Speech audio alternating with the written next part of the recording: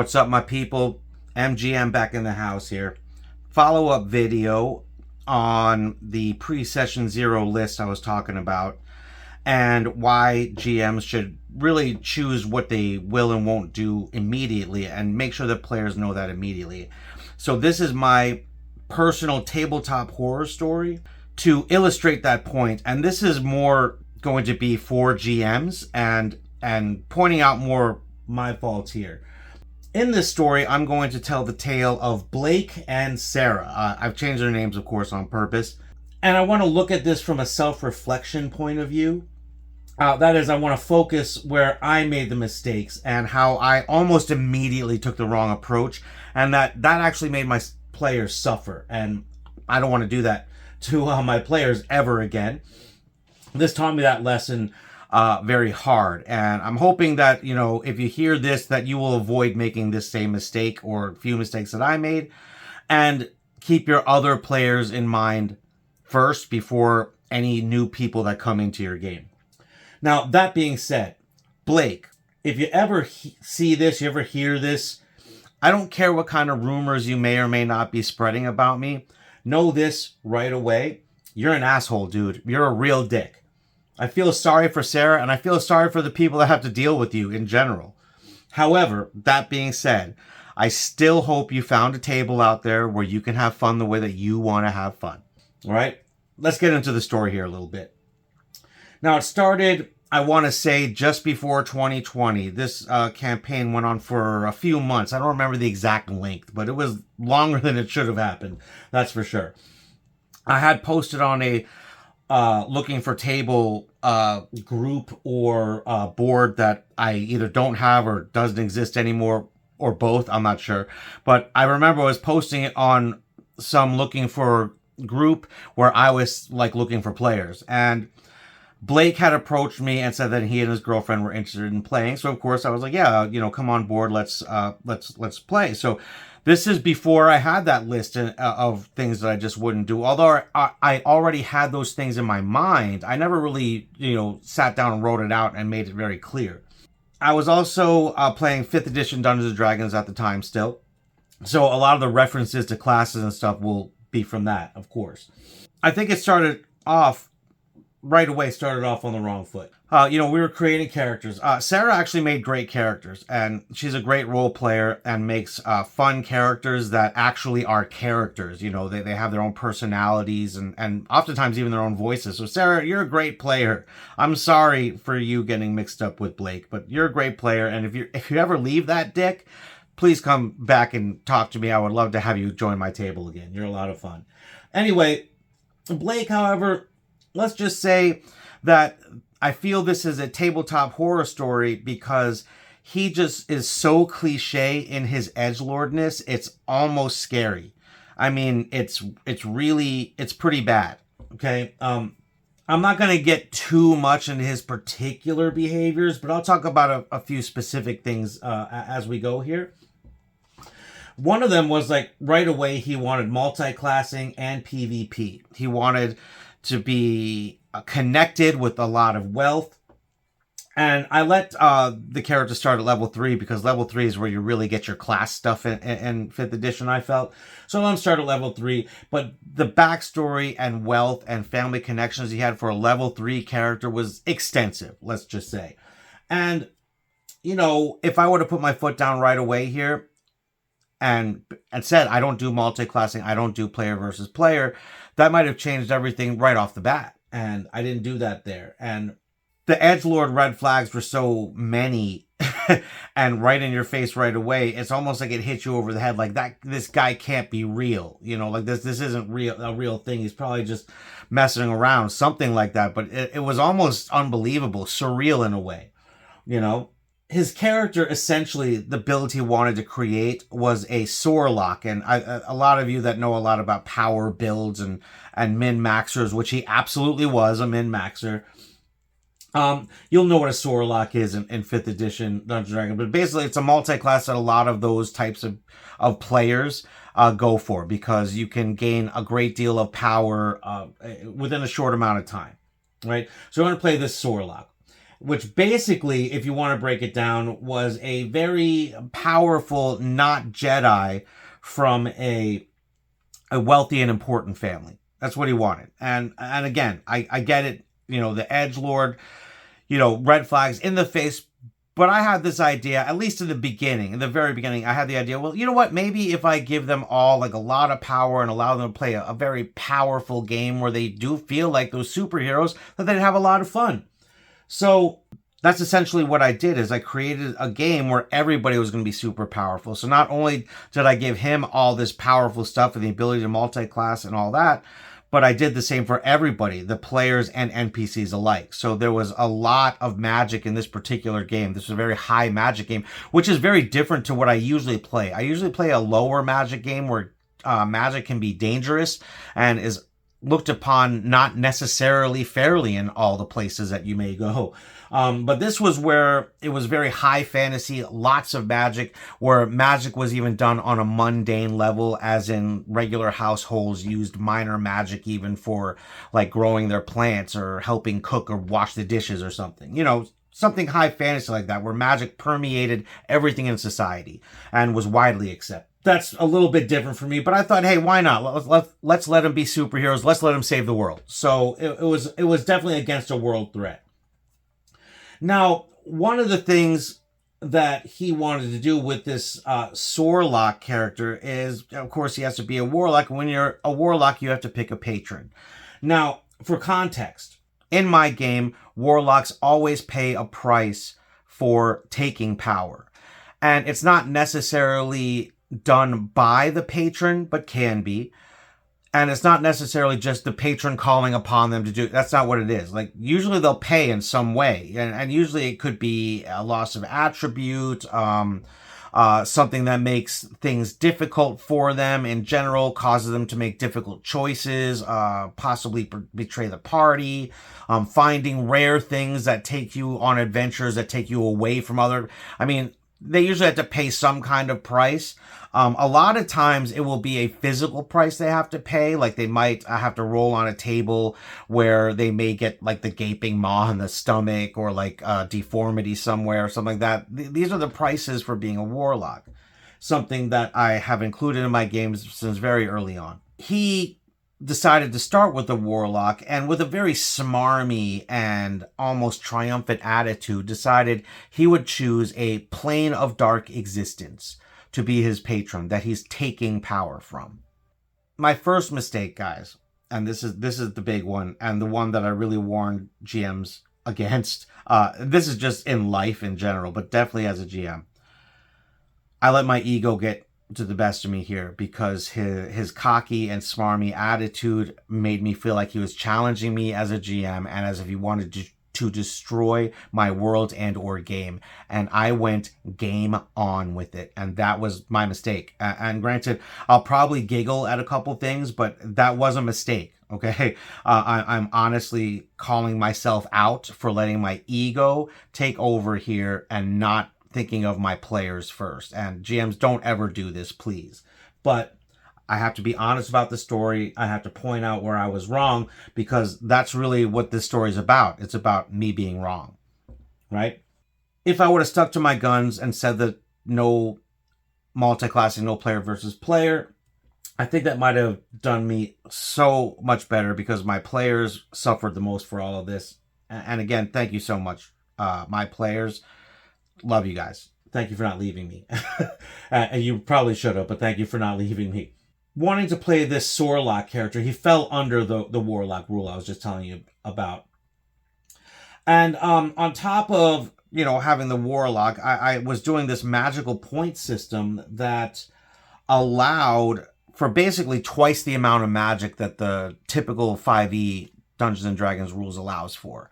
And I did this blatantly and openly, that, the points, first of all, I hate spell slots, so I usually use a point system or something different. It depends on the game. We'll talk about it in another video. But he was getting double the magic. I gave them the ability to choose 2 magical weapons. They all had a great deal of money, including the fact that his family was essentially their wealthy benefactor. they had access to pretty much anything they wanted. They could travel via magic or via carts that they had, or some of the magically driven technology that existed because artificers and stuff in 5th edition Dungeons and Dragons.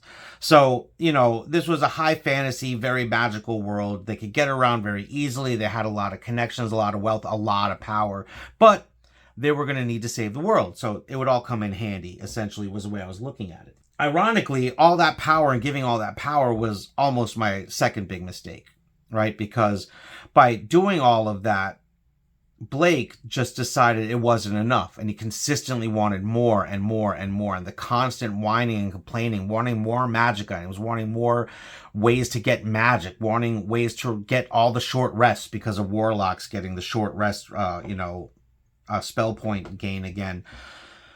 It was just very, very cliche, typical edgelord behavior. As the game started and we started playing the game, and his character was, of course, as arrogant and as I'm the main character as you would expect in this case, because, like, seriously, it's so edgelord, it's eye-rollingly cringy and terrible. But again, I'm not going to focus too much on those things. What my big third mistake was, not only did I accept challenge on for thinking he could break my world, but he chose a plane of dark existence.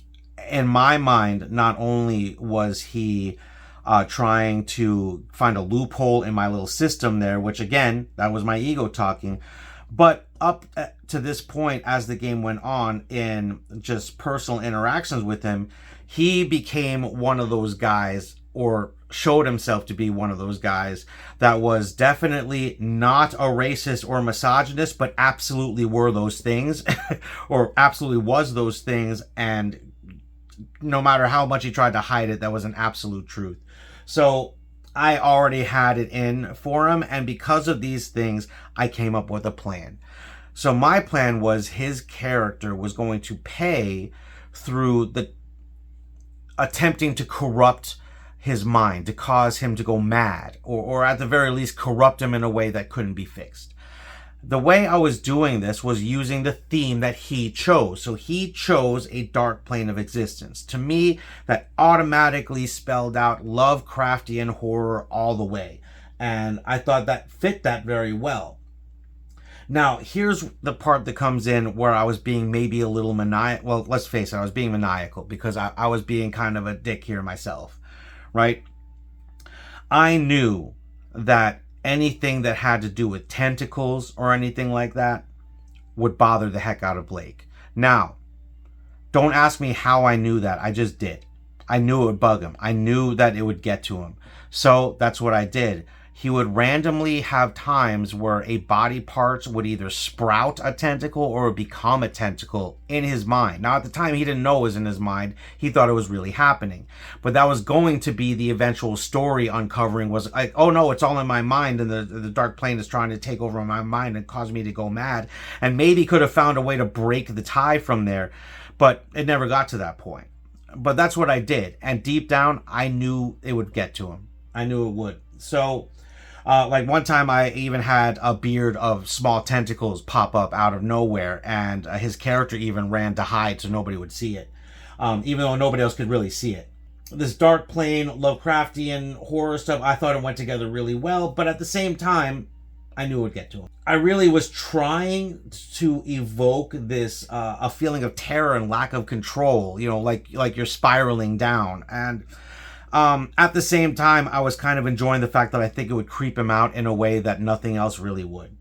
But again, that is totally my own fault, and I will totally admit that. After a few times of this happening, these visions that he had that he didn't know were visions at the time, he approached me with the issue he was having with that, and proceeded to give me like a 7-page story on some goddess that he wanted to.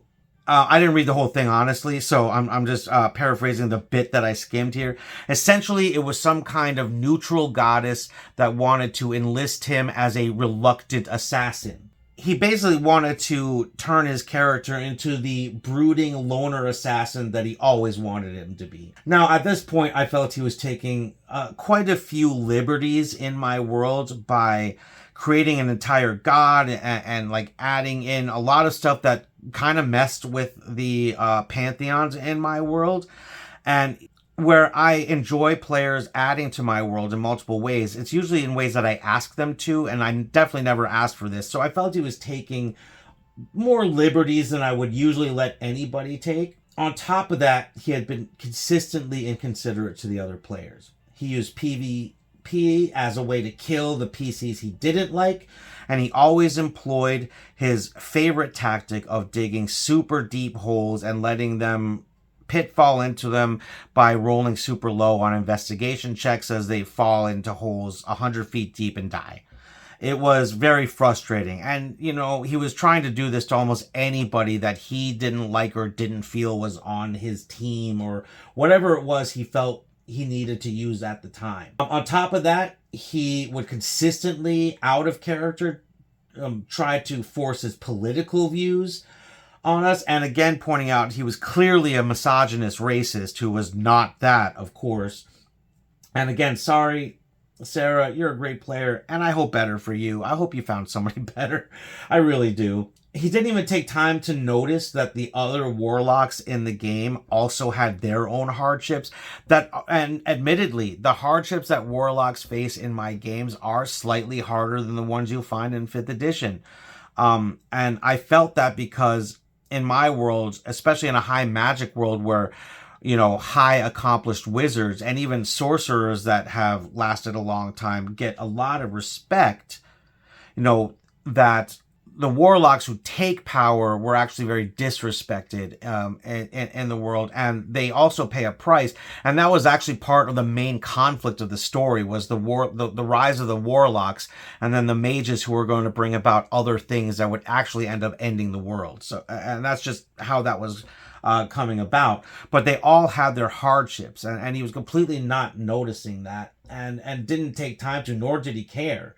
And one of those other warlocks was his own girlfriend, and her player had quite a few hardships put upon her by her patron and by just the nature of being a warlock. So it's not like it was just him. So after reading all this and after him saying what he was saying to me, I finally just pushed back and told him that I might be willing to work with him a little bit on the stuff he wrote, but there's always a penalty for being a warlock in my world, and always a penalty that you can't control. That's part of taking power, that's the trade-off. Well, he didn't like that, and he began to essentially yell at me, you know, sending me messages in all caps, and in those messages accused me of essentially causing, and I'm using his terms here, big dicks to grow out of my body. In which case, I shut that argument down immediately, explained to him that the Lovecraftian body horror I was using to demonstrate the dark plane reaching out to his mind was in no way meant to be phallic symbolatry, and that if he thought that was a problem with him. Now, guys, I'm not going to pretend that my ego didn't kick in here and feel a certain type of satisfaction at how much this bothered him. I knew it would bug him.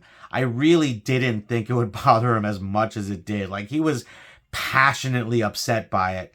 So at the end, when I pointed out that, you know, the other warlocks also suffer, you know, I was only going with the theme of the patron that you chose. That's what I always do. You choose your own fate.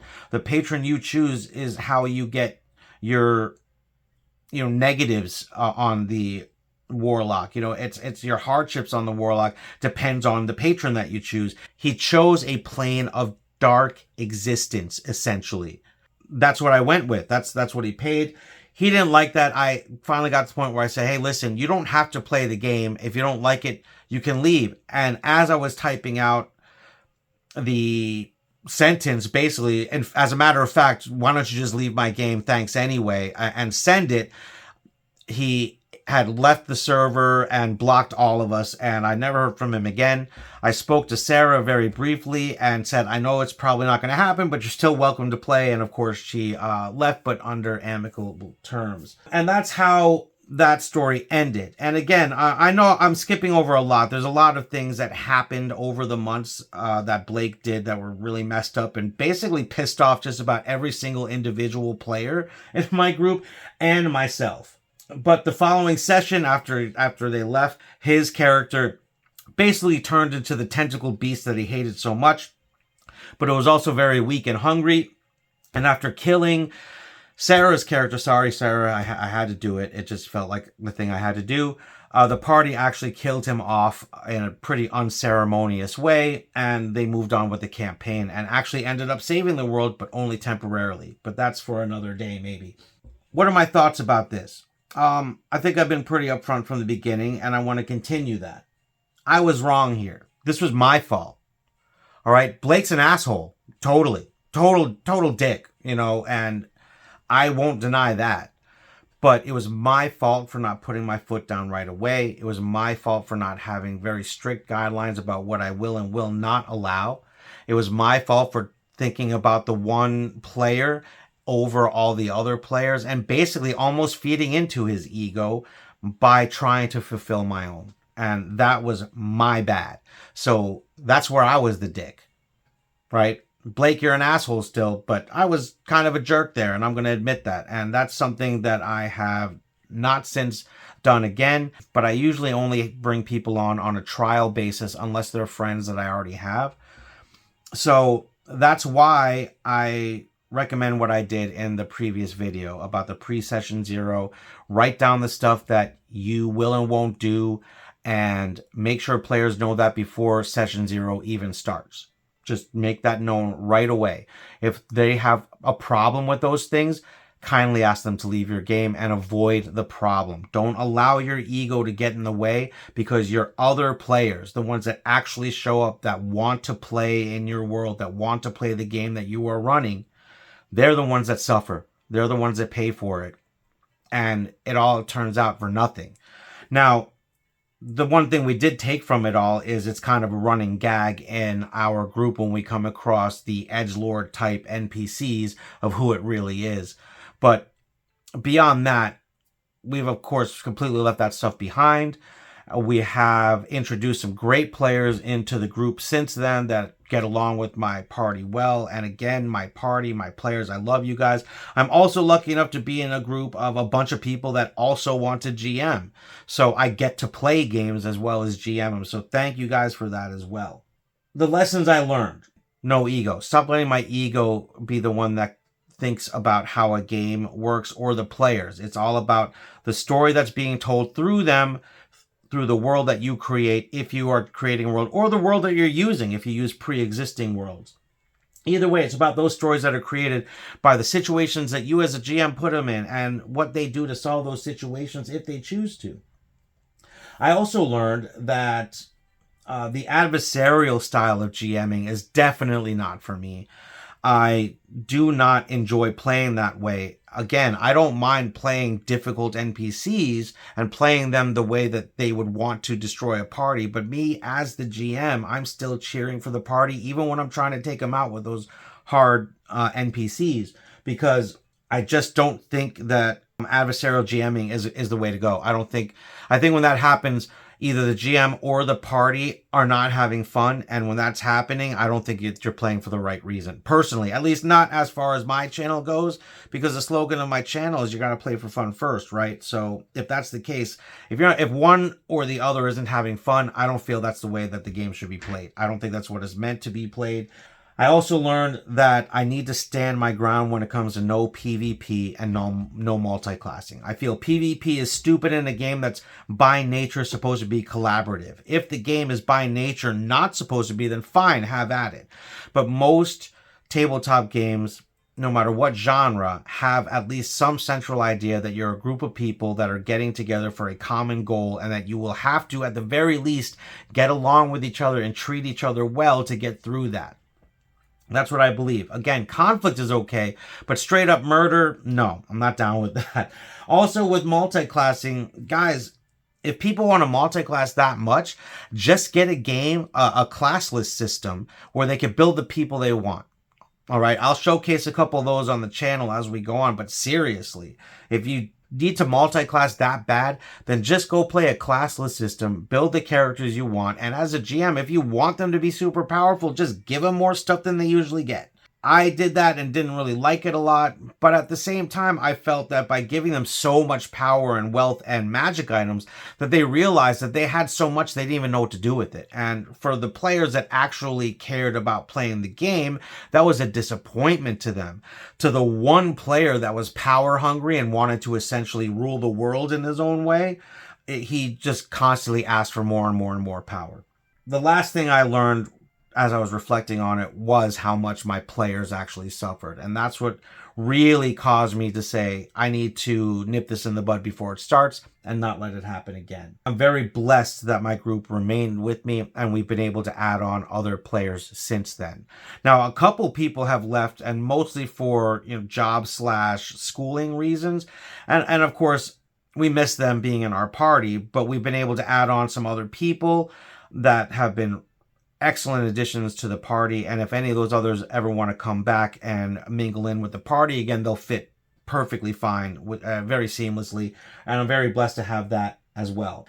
I did also make a promise after that, and I've kept it since then, to protect my good players from bad ones. And that's why I use the pre-session 0 list. And again, just like many of the channels that I watch, I believe in the last video I recommended Deck Save Dan, but just like almost any channel that I've recommended, Dungeon Craft and DM's Lair, any of these guys, they talk about session 0, and that's something I absolutely support. Have a session 0. You need to get the feel of the game down. You need to make sure classes and ancestries and things are all going to fit the game that you have or the world that you are in. Some systems have so many ancestries, it's almost too much. So it's okay to say no to some of that. But I've learned it's okay as a GM to put your foot down on those things. And even though people might get mad because they want to do this or that, then kindly ask them to find the table that does that. All right, guys, I think I've beat this dead horse quite enough. So let me close with GMs. See red flags early, shut them down right away, protect the players that are there to have fun, and don't let 1 to 2 players ruin a group, right? At the same time, don't be the cause of that by being a bad GM and not standing up for your players first. Don't take that one person as a challenge, and don't let your ego override your common sense like I did. Please. It'll be better for your players if you don't. The big lesson here is in tabletop gaming and in life, if your ego runs the show, everybody suffers. Just don't do that. And if you remember to do that, I hope you also remember as you go along the way to play tabletop gaming for fun first. Thank you everybody for watching. I'll see you in the next video.